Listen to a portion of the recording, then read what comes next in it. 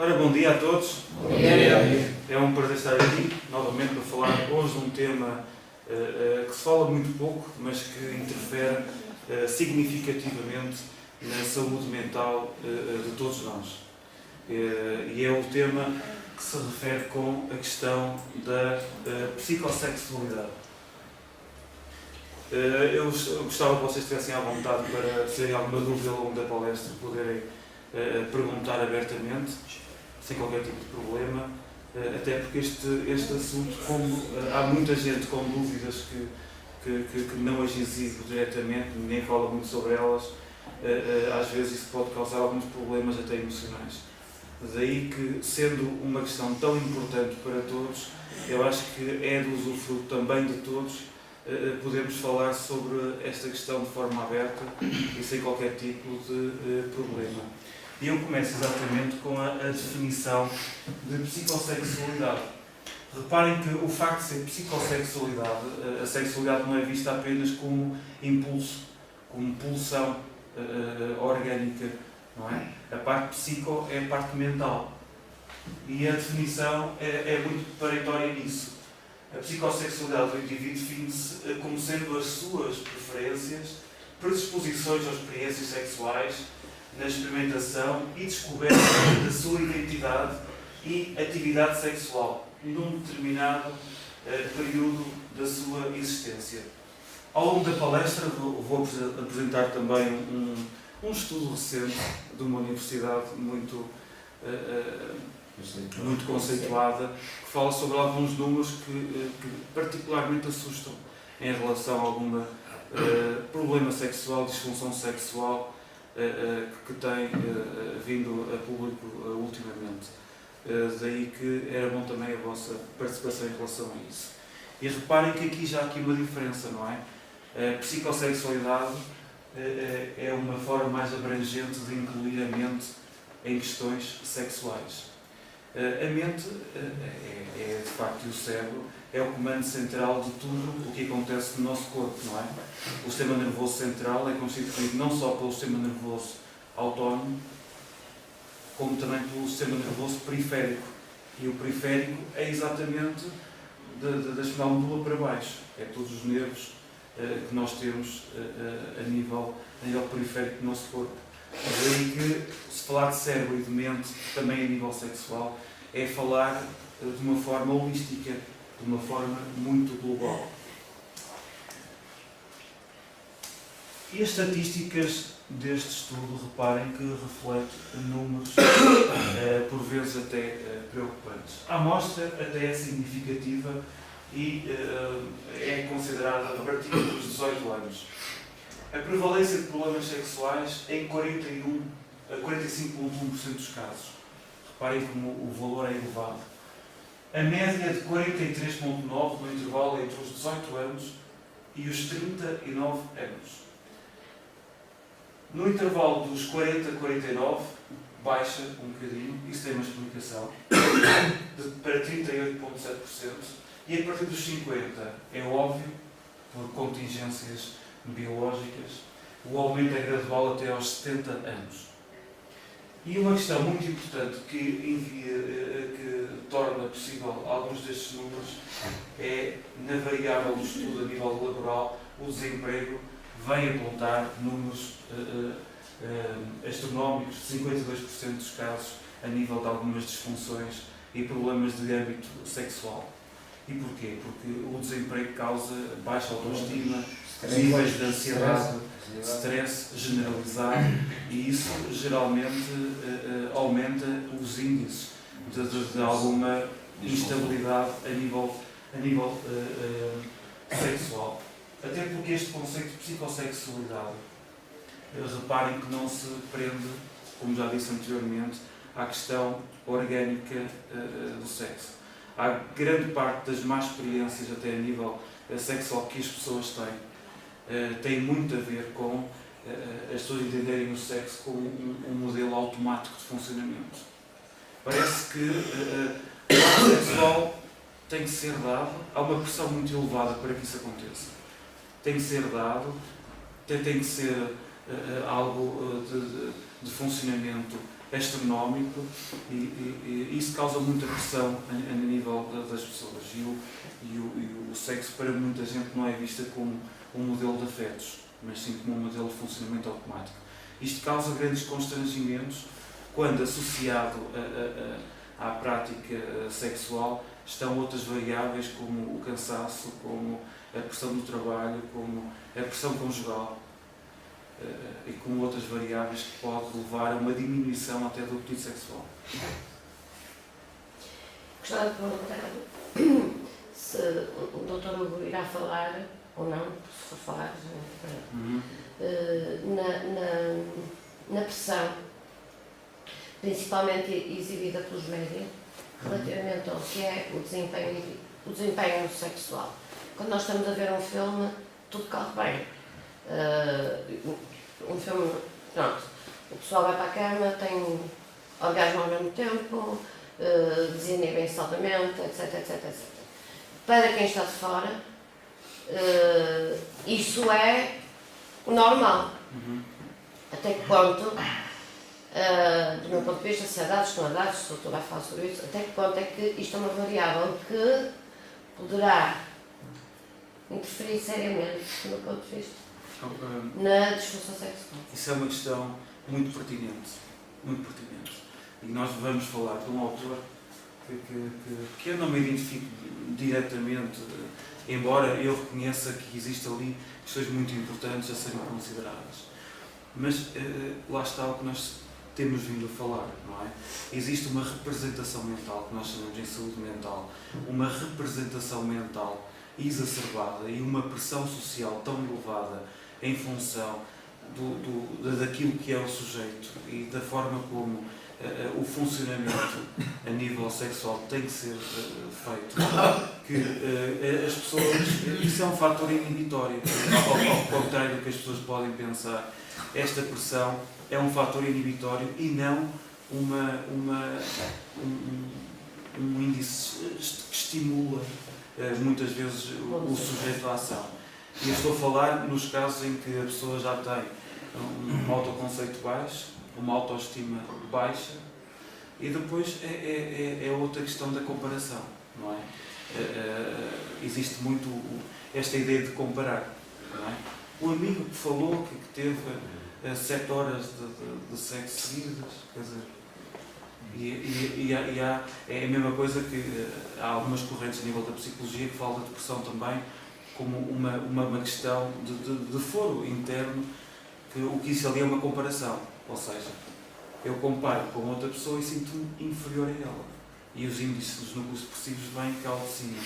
Na questão da performance, do desempenho, as pessoas tendem muito a absorver algumas coisas que dizem, não partilham, ficam com elas durante muitos anos, fixam-se naquele timing que o amigo disse que teve, fixam-se muitas vezes naquelas palavras que os amigos dizem que foi com uma, foi com outra, durante a noite foram 3 ou 4 seguidas, e a pessoa desde a puberdade, que é uma altura de grande desenvolvimento até neuronal, a pessoa vai-se fixando algumas palavras, vai retendo do exterior e depois forma um mau processamento cerebral, porque forma uma representação mental do assunto como algo. E porquê que inibe? Porque eu souber que o amigo me contou que tem 4 horas, 5 horas, 6 horas seguidas, não é? Eu basta ter tido uma má experiência na adolescência para me encarar como eu, para mim, ter logo um baixo nível de desempenho, um baixo nível de processamento de informação em relação à representação sexual, não é? Se para um adulto consegue filtrar muito mais em idades de puberdade e adolescência, o sujeito não consegue filtrar tanto estas palavras e encarar aquilo como uma comparação, como um mau processamento. Eu começo-me a sentir muito inferior. Mas comigo correu mal com aquela pessoa, este está-me a dizer que tem 7 horas ou 8 horas, todos os dias, todas as noites. Então, mas como é que... eu não presto para nada, não é? Se calhar a companheira que eu vou ter não vai gostar do meu desempenho, porque eu acho que não consigo, lá está as palavras de mau processamento. Eu acho que não consigo tanto. Seria eu suficiente para o outro? Se calhar não vou ser. não é? Se calhar não vou ser. Isto depois causa uma perturbação. Não sei se já ouviram falar numa perturbação que existe, em que as pessoas têm muito a ideia de fazer grandes encontros, marcar grandes encontros, não é? Grandes encontros sexuais, numa procura constante para tentar fazer que a mente faça um baixo. Mas no fundo, não estou a dizer que é em todos os casos, até porque isso é mau estar a dizer isso, mas em grande parte dos casos isto é um tentar de encontro e por trás está um forte complexo de inferioridade interno, em que a pessoa tenta sempre em reencontrar. Eu não posso reencontrar nos outros coisas que às vezes eu tenho que trabalhar comigo próprio primeiro, não é?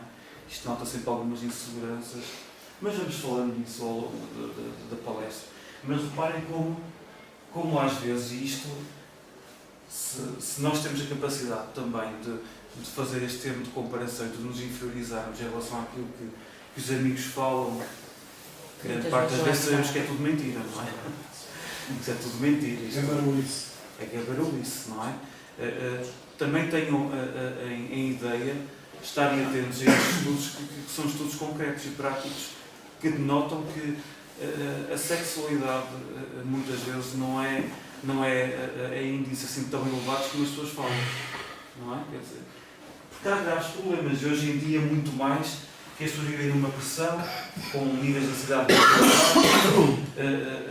e onde de facto a competitividade é um preço caro que nós às vezes pagamos em relação a estas questões. Não é?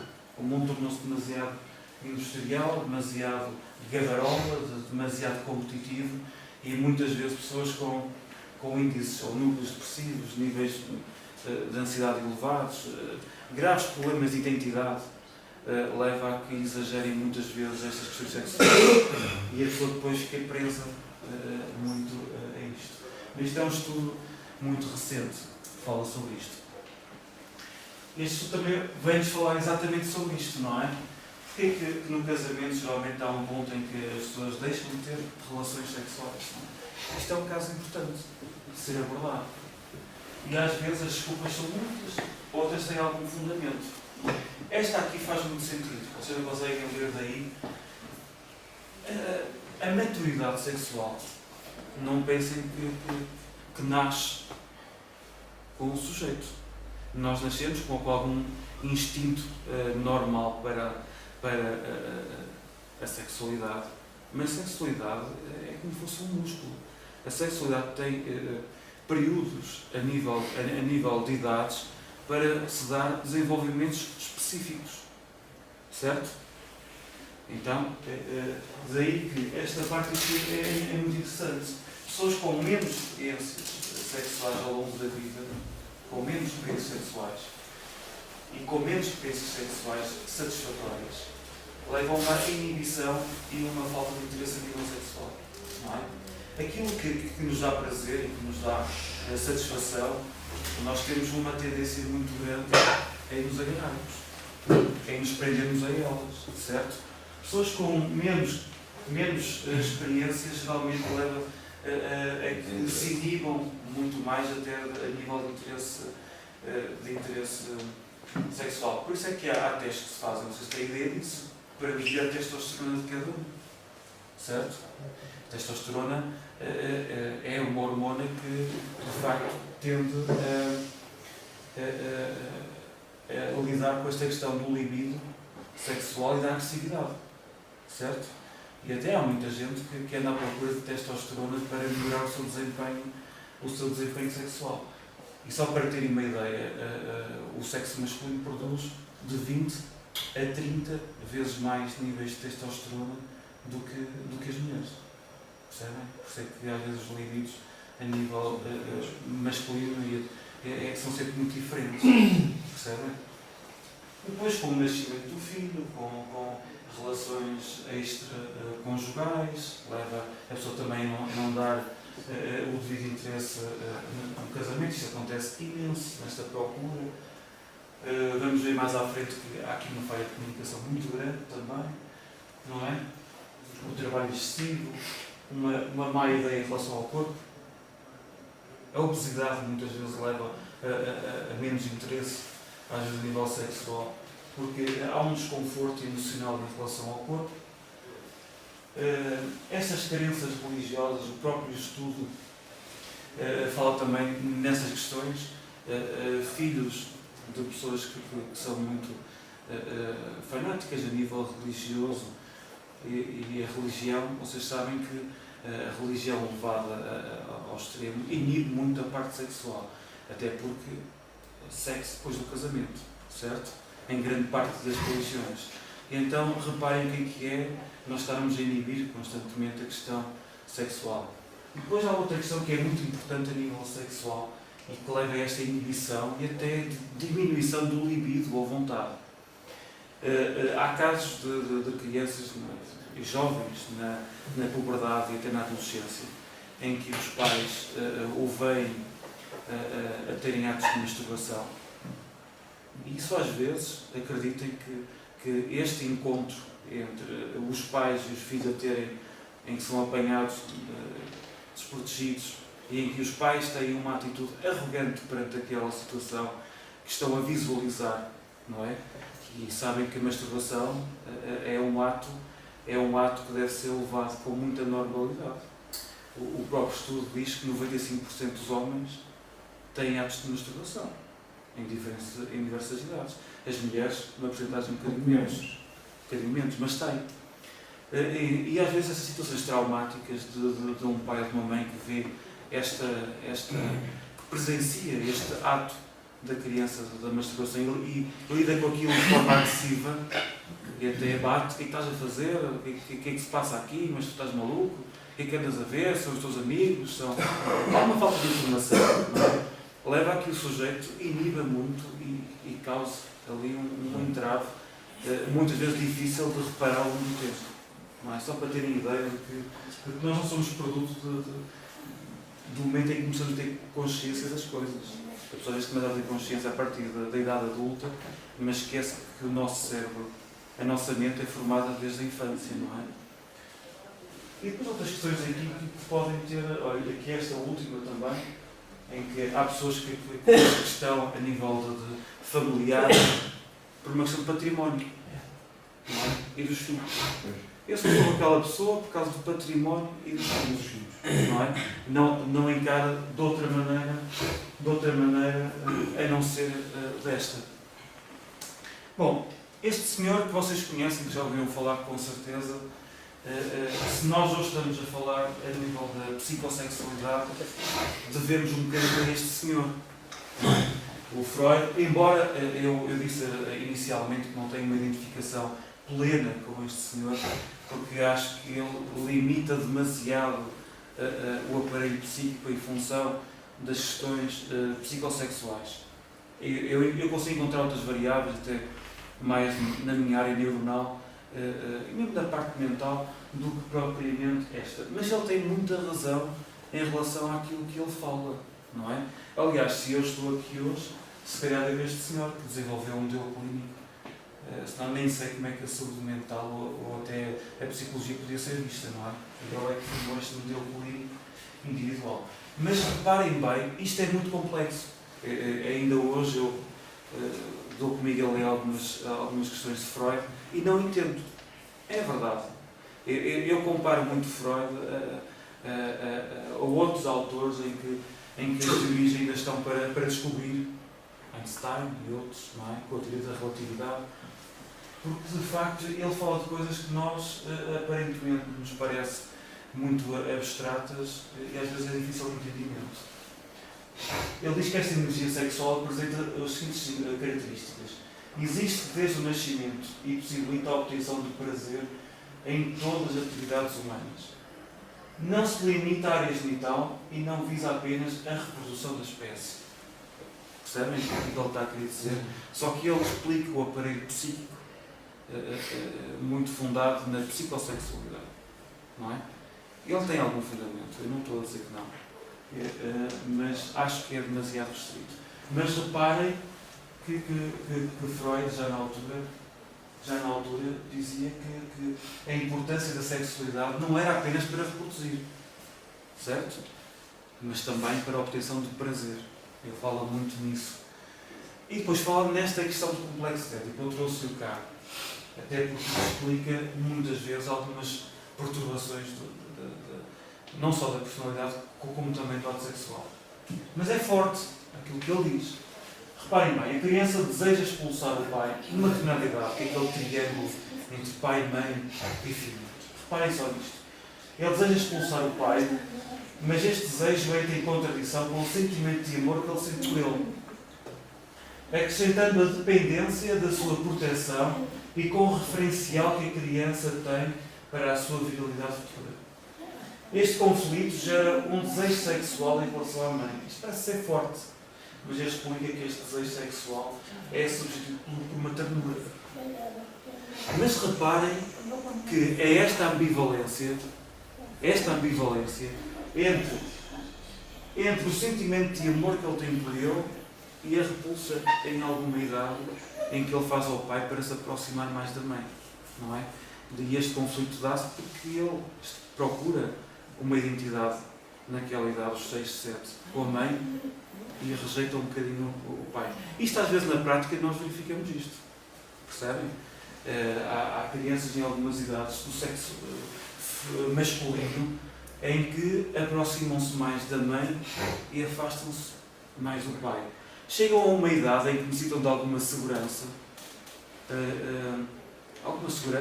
deles próprios, mais idades mais avançadas de puberdade e adolescência, em que existe uma identificação muito próxima com o pai, não é?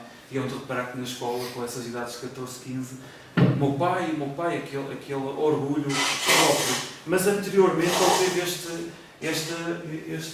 esta complexa identidade e aproximação com a mãe, até para lhe retirar alguma identidade. Percebem? E eu até agora, para picar aqui um bocadinho, para explicar um bocadinho isto, há muitas crianças do sexo masculino que percebam isto desta maneira, que tiveram esta aproximação tão forte com a mãe, têm um pai ausente e depois não têm a segurança do pai na puberdade e na adolescência, e que, devido a esta proximidade tão exagerada, tão próxima, tão íntima com a mãe, exibem alguns maneirismos, alguns tiques muito femininos. Isto muitas vezes até pode ser confundido com a questão da homossexualidade. Mas desta aproximação tão grande em idades específicas com a mãe, há um processo de imitação, não é? E então, às vezes, há este maneirismo, há estas aproximações mais femininas, e muitas vezes isto até pode ser confundido com essa questão da homossexualidade. Percebem? Sim. Parou?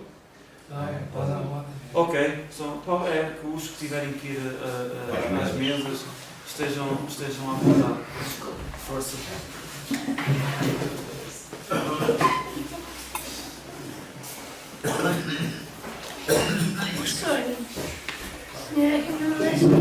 Ok? Isto é sempre importante de nós verificarmos. E esta é a localização específica para este prazer sexual. Geralmente nos homens é esta parte aqui do hipotálamo, e nas mulheres geralmente é aquele símbolo anterior lá em cima que promove este prazer sexual. E já agora, para ficarem com a ideia, há muita gente que até pode ter, às vezes, algumas perturbações a nível sexual por uma questão. Se nós encararmos esta questão sexual como algo automático, reparem bem nesta questão que é muito importante. Sob o ponto de vista automático, geralmente não desenvolvem tanto esta parte aqui do frontal. O que leva é que vivem de forma muito à procura da sensação, não é? E essa questão da sensação muitas vezes não promove a emoção e pode causar aqui algumas dificuldades até a nível sexual. E estes são os conceitos base que é muito importante de serem avaliados quando se fala nesta questão da sexualidade. É o desejo, a excitação e o orgasmo. E reparem como o desejo está muito preso às fantasias e também a excitação como algo mais fisiológico e o orgasmo como este tipo de prazer a nível sexual. Pronto, e o tempo está a avançar e eu queria também falar aqui um bocadinho sobre esta questão, já que nós estamos aqui também no contexto da adição. Existe um critério diagnóstico e porque na adição muitas vezes é identificado algumas disfunções. E reparem que pessoas que têm estas substâncias como a adição e como percorrem a sua vida a nível diário, têm também, durante estas fases, algumas dificuldades a nível sexual. É interessante, vocês podem dizer isto, mas em doses reduzidas, muitas vezes algumas substâncias químicas que até podem alterar e até podem ajudar a nível do plano sexual, até a nível do desempenho.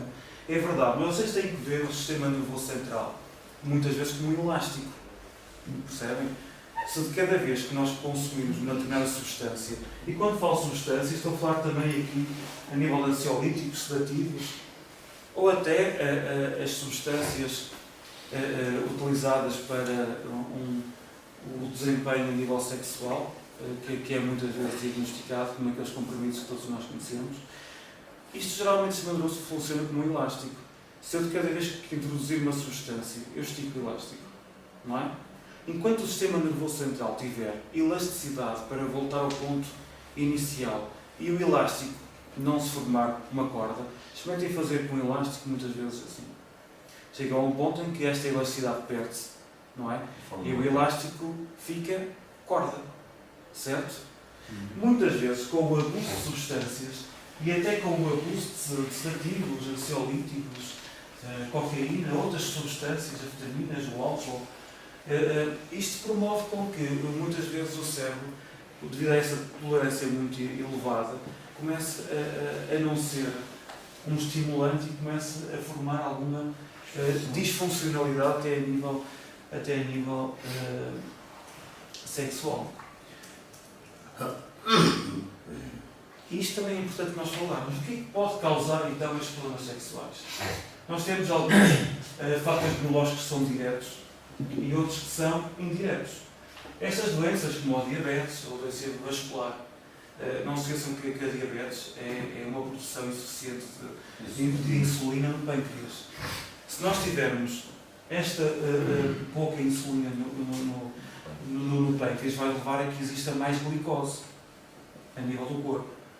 O excesso de glicose promove uma doença vascular. Percebem? E algumas perturbações a nível sexual são exatamente, têm um fundamento muito circulatório, não é? Tem a ideia de que a ereção quer dizer, o aguentar de direção é a quantidade de sangue que se consegue manter a uma velocidade constante.